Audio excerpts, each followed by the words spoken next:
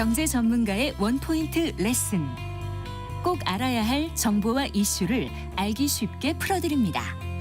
대한민국 경제 고수와 함께 투자의 맥을 짚는 KBS 일라디오 경제쇼. 진행의 성기영 아나운서입니다.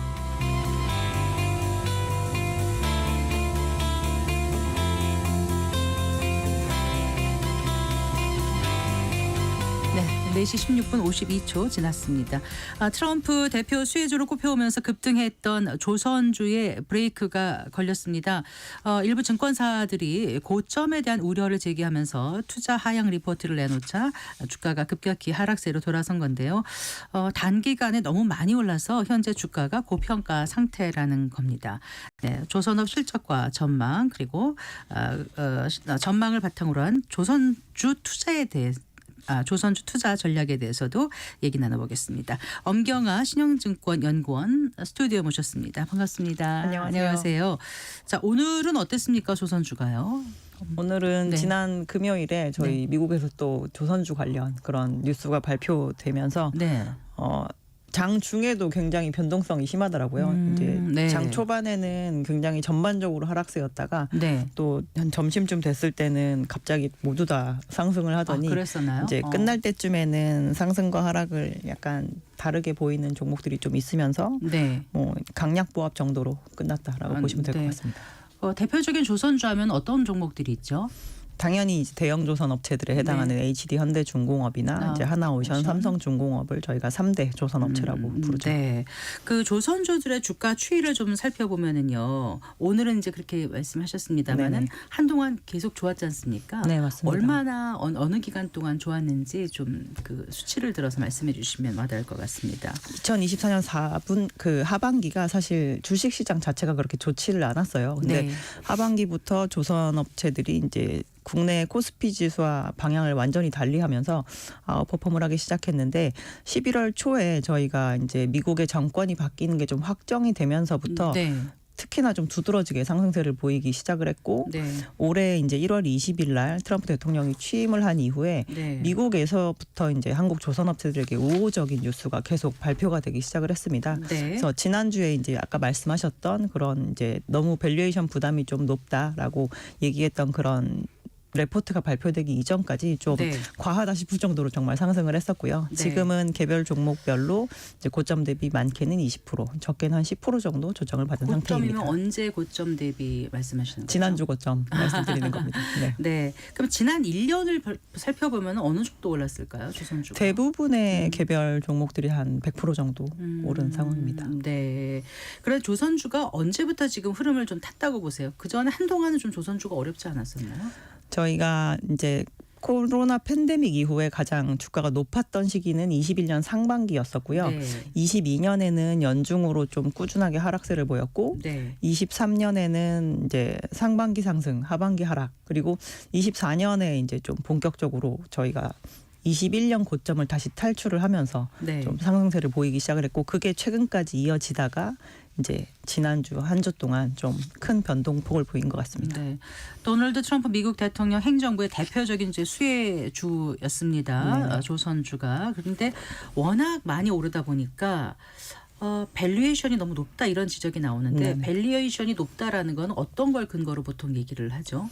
저희가 조선업은 수주 산업이기 때문에 네. 가장 중요한 이 산업의 자산 가치가 무엇인지를 보고 이제 그게 보통 일반적으로 수주 잔고에 해당이 되거든요. 네, 네. 결국에는 그 수주 잔고를 저희가 만들어서 나중에는 이익으로 취하기 때문에 순 자산 가치 대비해서 이제 몇 배수이냐 이거를 좀 많이 보게 됩니다. 네. 근데 과거에 실제로 저희가 2007년 초호황이라고 불렀었던 그 시절에 대부분의 업체들이 약간의 시기의 차이를 보였을 뿐 거의 한 5배 정도 수준까지 주가가 상승을 했었거든요. 네. 그래서 이번에는 뭐가 5배 수준이라면 순자산 가치 대비해서 네. 이제 주가 수익 배수가 이제 그 주가 수익 비율 네네. 퍼 말씀하시는 건가요? 아니죠. PBR PBR이죠. 말씀, 네, PBR 순자산 말씀드립니다. 비율이니까. 네, 순자산 주가 비율이. 순자산 비율. 네, 그게 5배였고요. 5배였었는데 네. 이제 최근에 주가 상승을 보이면서 작년 확정 실적 기준으로는 네. 저희가 5배를 터치한 업체들도 일부 있었던 상황이었습니다. 아까 PBR 5배라는 게 2007년이라고 그러셨나요? 2007년 주가 고점일 때. 네, 고점일 때. 네네. 그때 PBR이 5배였다가 그만큼 못 가다가 작년에 다시 5배를 터치한 기업이 몇 개 네네. 나왔다 이 말씀이신 네. 거죠. 그러면은 그게 5배면은 아까 제가 질문드린 거는 밸류에이션이 높다 낮다를 어떻게 보냐고 여쭤본 건데 네네. 지금 PBR을 말씀하신 거거든요. 저희는 이제 기본적으로 PBR을 많이 보는 편이고요. 네. 이제 PER은 사실 워낙 적자와 흑자를 왔다 갔다 하다 보니 잘 보지는 않는 편이지만 네. 이제 막 저희가 흑자 전환을 한 상황이잖아요. 저희가 2024년을 13년 만에 3사가 동시에 흑자 전환한 굉장히 오랜만의 시기라고 말씀을 드렸어서 네. 뭐 실제로 영업이익률이 아직까지 한 자릿수 초반에 불과한 상황입니다. 네. 그렇다 보니 막 PER로 치면 막 몇십 배 정도 수준까지 기록을 하고 있어서 저희가 단순히 그냥 모든 다른 업종과 비교해 본다고 하더라도 절대 저평가라고 보기엔 굉장히 어려운 수치에 해당이 되죠. 그럼 PBR로 볼 때도 고평가라고 보시는 거예요? PBR 기준으로 작년 실적만 저희가 기준으로 본다라고 하면 그럴 네. 수밖에 없는 PBR을 상황이고요. 보통 1을 기준으로 해서 높으면 고평가, 낮으면 저평가 이런가요? 잘 모르겠어요. 그게 이제 절대 저평가인 회사들, 그러니까 순자산 가치가 앞으로 줄어들 거라고 저희가 생각이 되는 그런 업종이 아무래도 배수가 1배 이하에 머물 수가 있는 거잖아요. 네네. 근데 전체적으로 지금 조선 업체들은 네. 21년 초부터 지금까지 이제 수주한 성과가 계속 상승을 했고 네. 2024년에 조선 업체들이 만들어서 내놓은 매출이 실제로 저희가 21년과 22년에 수주한 물량들을 만들어서 네, 한 거니까 네, 네. 앞으로는 그럼 수익성이 좀 좋아질 수 있겠네라는 네. 기대감이 있는 상황이기 때문에 당연히 1배 수준에 근접한다라고 하면 굉장히 저평가에 해당이 되고요. 아. 그렇지만 저희가 이제 역사적으로 기록했던 배수 중 가장 높은 배수를 다시 네. 터치했던 걸 감안하면 아무래도 좀 고평가라고 생각이 들 만한 상황이라고 볼 수 있겠죠. 네. 그러니까 이제 굳이 그 퍼로 따지면은 굉장히 많이 높아져 있는 상태고 PBR로 따져도 좀 고평가. 역사적인 고점이다라고 아, 보시면 될 것 같습니다. 그렇군요. 역사적인 고점이라면 이제 더 고점을 찍을 수 있을까 아니면 역사적 고점이니까 이제 내려갈 것인가 여기에 대해서 투자자분들이 관심이 좀 네네. 많이 있을 것 같은데 일단은 그 20일이었나요? 지난주에 정부가 이제 중국산 그 철강 맞습니다. 중에서 후판에 대해서 네. 최대 한 38%까지인가요? 38.02%인가까지 그 반덤핑 관세를 이제 잠정 부과하기로 이렇게 결정됐다는 소식을 네네. 이제 이 시간 통해서도 전해드렸는데 이게 조선업계에는 그러니까 철강업계는 좋지만 조선업계에는 부담이 되는 건가요? 어떻습니까? 단기적으로는 당연히 이익률에 바로 영향을 주기 때문에 저희는 부담스러울 수 있다라고 생각을 하는데요. 네. 조선 업체들이 한 17%에서 20% 정도의 후판을 사용을 합니다. 그리고 유일하게 후판이 시가가 움직이는 그대로를 반영해서 조선 업체들 실적이 반영이 되거든요. 10% 20%를 전체 매출 원가 중에서 원가 중에서. 저희가 17%에서 20%를 차지를 전체 하는데 선가에서 네, 전체 그 매출 원가 중에서 네. 근데 그 부분이 만약에 굉장히 급변하게 움직이면 네. 지금 저희가 매일매일 철판을 사서 쓰고 있는데 이제 비용이 갑자기 확 올라가는 영향이 있을 수밖에 없는 거잖아요. 네. 근데 지금 이제 얘기했던 그 중국산 후판이 어쨌든 한국에서 만들어지는 후판보다 좀 많이 쌉니다. 그래서 지금 국내 조선 업체들도 예전에는 중국 후판을 거의 사용하지 않다가 네. 요즘에는 대형사 기준으로도 한 20% 정도씩은 네. 사용을 하는데 중소업체들은 50 내지 70%까지 쓴다고 저희가 나오더라고요. 아는 일부 업체는 진짜 80-90% 쓰는 업체도 네. 있는 상황인 걸로 알고 네. 있습니다. 근데 거기에 이제 과세가 되다 보니 당연히 변동성 비용인 것 중에서 네. 가격이 갑작스럽게 올라가게 되면 분명히 이익률을 좀 깎아먹을 수는 있겠죠. 네. 근데 이제 저희가 생각을 했을 때 조선 업체들이 사실 선사들에게 저희 좀 배 만드는 비용이 많이 드니까 이제는 좀 가격을 올려주세요라고 얘기하기 가장 편한 핑계 중에 하나가 재료 가격이 꾸준하게 상향 안정화될 때입니다.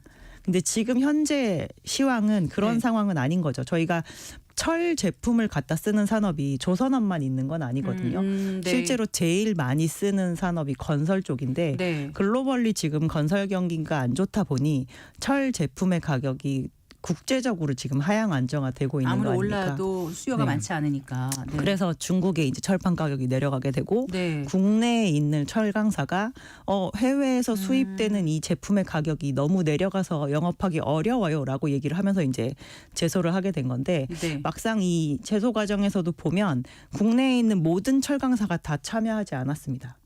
덤핑 제보에 대해서 네. 현대제철만 아마 참여를 저희가 한 걸로 알고 있고 네. 사실 이거는 국제적으로 이 조선업체들이 많이 쓰고 있는 제품의 그 가격이 네. 막 올라가는 추세가 아님을 반영하는 단적인 예라고 보거든요. 그래서 만약에 이게 추세적으로 철판 가격이 올라가는 추세다라고 하면 결국에는 선박의 제품 가격에 그냥 이렇게 전가가 되는 상황이 될 것이고요. 네. 만약 아니라고 한다면 이번 이벤트를 계기로 또 다시 종국에는 재료 가격이 하향 안정화될 것이라고 봐야 되지 않나라고 생각합니다. 그래요? 저는 네. 그 일견 생각할 때 그 LNG 운부한상 같은 경우에 네. 뭐 성가가 3,600억 가량인데 후판 가격이 10%만 상승해도 성가의 20-30% 차지하니까 뭐 70억에서 100억 정도까지의 그 이제 비용 부담이 생긴다. 그러니까 사실상 남는 게 많지 않다. 이렇게 이제 생각을 했었는데 말씀 그렇지 들어보니까 않습니다. 꼭 그런 네네. 거는 아니군요. 어쨌든 오랜 불황의 터널을 지나서 이제 좀 괜찮아지려는 아까 이제 영업 적자에서 흑자로 돌아서는 네네. 3사가 이제 막 돌아서고 있다고 하셨는데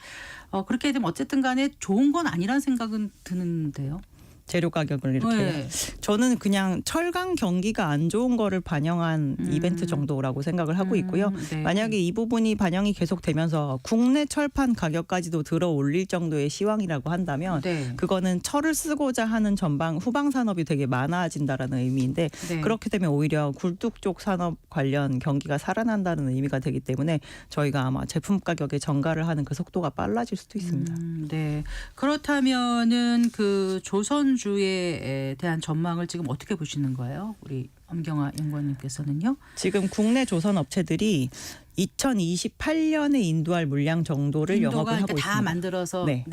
갖다 주는 거죠. 갖다 드리는 걸. 네. 그래서 27년까지는 작업할 모든 물량이 다 확보가 되어 있는 상황이거든요. 네. 그래서 저희가 지금 현재 확정된 실적 기준으로는 비쌉니다라고 말씀을 드리지만 25년도, 26년도 그리고 27년도 조선업체들이 만들 제품의 가격 단가는 계속 상승을 할 예정입니다. 이거는 확정된 수치에 해당이 되고요. 그래서 저희가 이제 이익률이 작년 연말에 현대 미포조선 정도를 제외하고는 네. 4분기 영업이익률이 5%나 7% 정도를 이제 네, 기록하기 시작을 조선업계 했고 평균 영업이익률이 한 5% 정도라고 하더라고요. 그 정도 이제 나왔는데 예. 저희가 25, 26, 27이 더 비싼 배를 만들 예정이잖아요. 실제로 선가가 저점 대비해서 거의 4, 50% 오른 상황이거든요. 네. 그래서 이익률이 많이 높아질 건데 저희가 주식을 볼 때 가장 중요한 바로미터가 기업의 실적 아닙니까? 네, 그래서 네. 3년의 실적 개선이 좀 예정되어 예정돼 있는 있어서. 상황인지라 예. 저희가 지금 현재 수주 추세가 꺾이는 뉴스가 나온 것도 아니고 실적에 대한 부분도 더 개선될 수 있다라고 말씀을 드릴 수 있는 시점이라서 주가에 대해서는 저희는 좀 밝은 전망을 하고 있는 상황입니다. 혹시라도 이제 그 종목별로 다른데 조선주는 이렇게 3년 거가 이제 다 인도가 결정됐으니까 네네. 이만큼이 이익이 있을 거라는 거를 다 알고 있기 때문에 네. 그럼 3년 뒤에 그 다음 어떨까? 거기에 대한 거는 이제 선반영 안 시키고 그냥 또 한 1, 2년 지나고 나서 되는 건가요? 그게 아직 궁금해요. 수주를 받지 않았기 때문에 네. 거기는 이제 말씀하신 것처럼 미지의 영역인 거죠.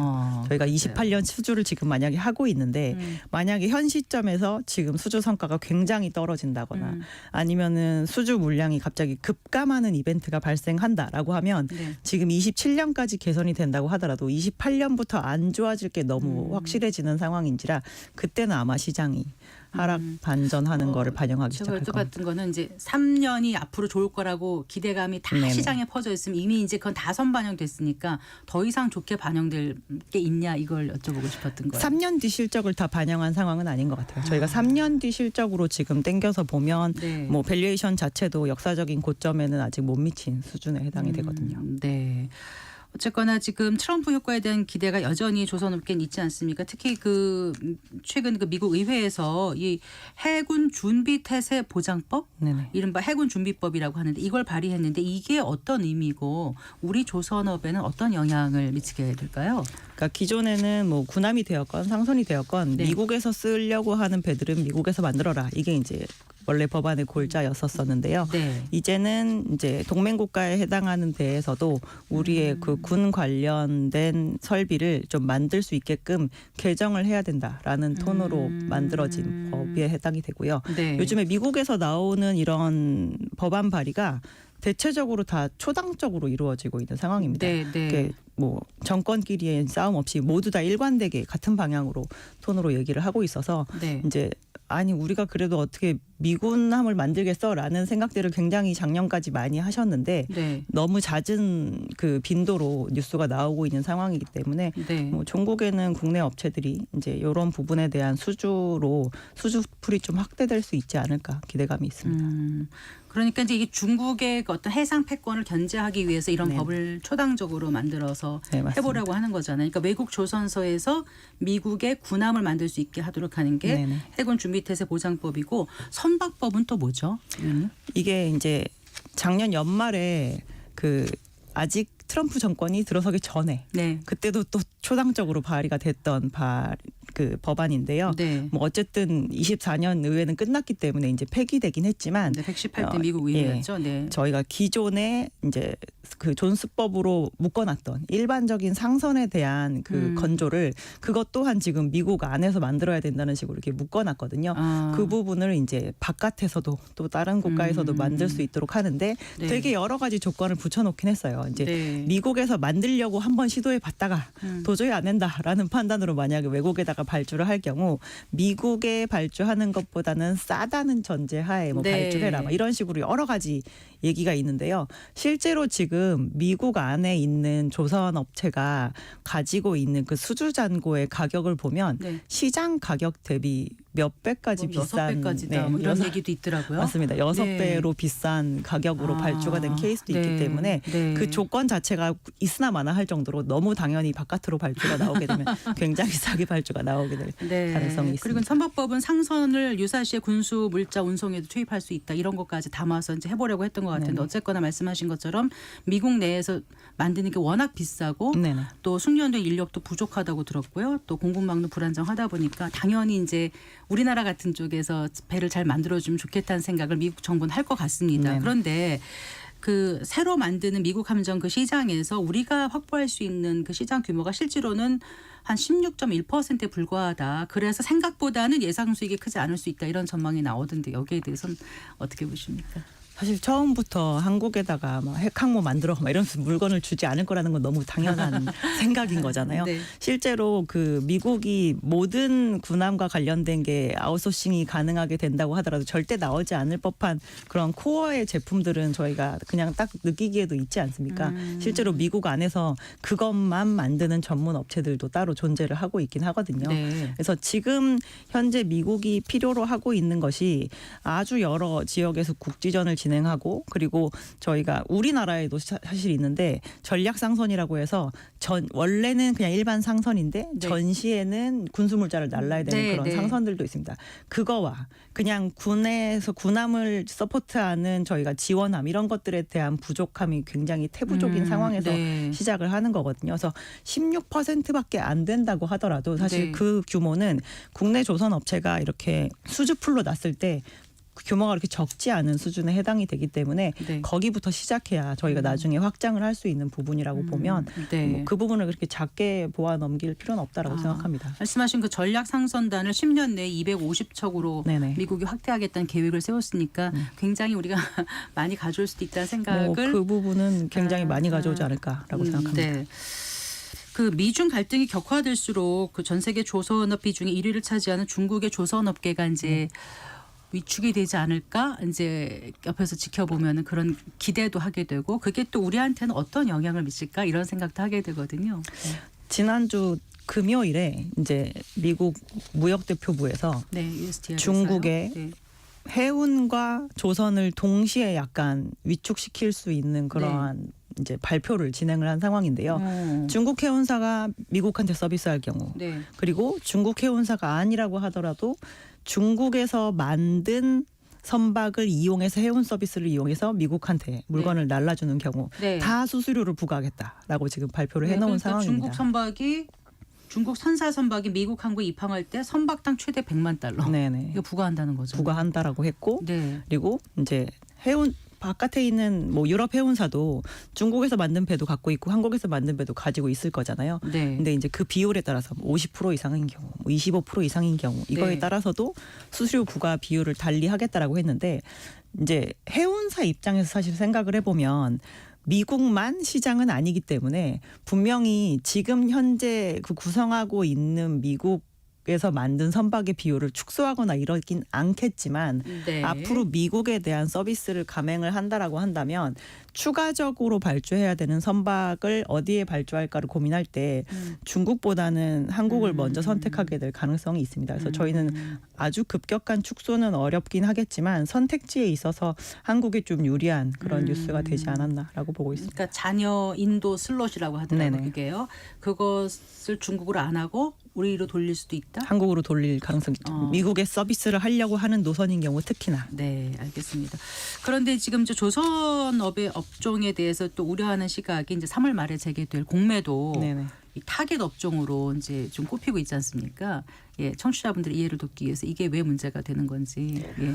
저희가 이제 공매도라고 하는 거는 기존의 주식을 가지고 있는 주체로부터 주식을 빌려서 네. 먼저 팔고 나중에 그 주가가 이제 하락할 하락하면? 거를 예상을 해서 네. 많이 하락했을 때 사가지고 다시 되갚게 되면 네. 그 주가의 하락분만큼의 이제 차익을 네. 그 공매도를 실시한 측에서 얻을 수가 있게 되는 건데요.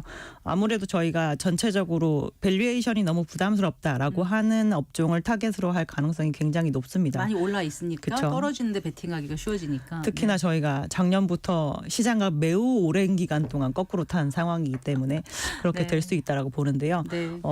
하지만 또 이게 무서운 게 저희가 주도 업종이거나 분기별로 실적을 잘 찍어주는 업종에 제 잘못된 공매도를 잘못하면 또 크게 다칠 수도 있는 그렇죠. 부분인지라 예상대로 빠지지 않으면. 굳이 네. 그 수많은 악재가 있는 업종을 제외하고 조선 업종을 타겟으로 하는 건 좀 위험한 선택일 수도 있다고 저희는 생각을 하고 있고요. 네. 오히려 공매도가 개시되기 이전에 이제 네. 지난주부터 어쨌든 저희가 또 다른 움직임을 보이면서 뭐 일부는 뭐 좀 매도를 하신다거나 비중을 줄이신다거나 하는 모습을 먼저 보여서 매를 좀 먼저 맞고 난 상황인지라 오히려 지금은 조금 더 안심할 수 있는 영역이 아닌가 보고 있습니다. 증권사별로 이제 조선 업종을 공매도 타겟 업종으로 꼽으면서 업종 대 평균 대비 높은 아까 말씀하신 PBR 순자산 비율을 주의해야 한다고 경고한 쪽도 있어서 네네. 투자자분들이 잠깐 좀 이제 고민이실 것 같은데 앞으로 어떤 포인트나 이벤트를 지켜보시면서 투자에 임하면 좋을지 끝으로 좀 말씀 부탁드릴게요. 그래서 그 단기적인 이벤트가 좀 걱정이시면 그 공매도 재개 시점 전후로 해서 조금 지켜보시다가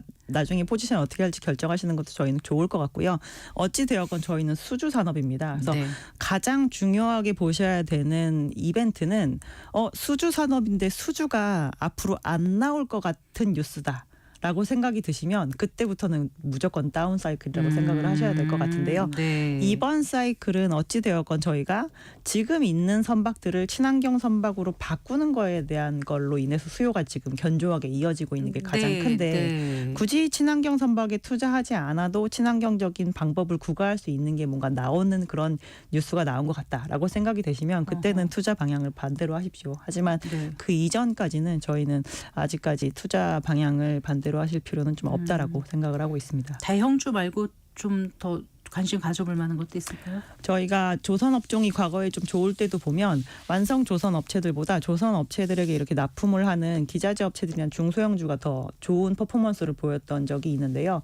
실제로 이번 사이클에서도 봐도 조선 업체에 대해서 이제 걱정하시는 것 중에 하나가 근데 배는 만드는 거에 있어서 어쨌든 수량이 한정적인데 그럼 시장이 너무 닫혀 있지 않나요?라고 물어보시거든요. 네. 근데 그런 의미에서 기자재 업체들은 일단 구조조정을 훨씬 더 많이 당했고 그러다 보니 조선 업체에게 납품하는 그 시장 점유율 자체가 일단 자동적으로 확장이 된 게 있고요. 네. 국내 업체뿐만 아니라 해외 업체 그리고 기존의 신조선 만드는 조선 업체뿐만 아니라 수리 시장으로까지 납품을 하면서 오히려 시장은 조금 더 확장된 측면이 있습니다. 그래서 네. 필수 기자재 업체 같은 거에 대해서 좀 보시면 좋을 것 같고 저희가 대표적으로 꼽는 필수 기자재 영역은 네. 선박용 엔진 회사들 좀 관심 있게 지켜보시면 좋을 것 같습니다. 네. 알겠습니다. 말씀 잘 들었습니다. 고맙습니다. 감사합니다. 네, 신영증권의 엄경아 연구원과 함께했습니다.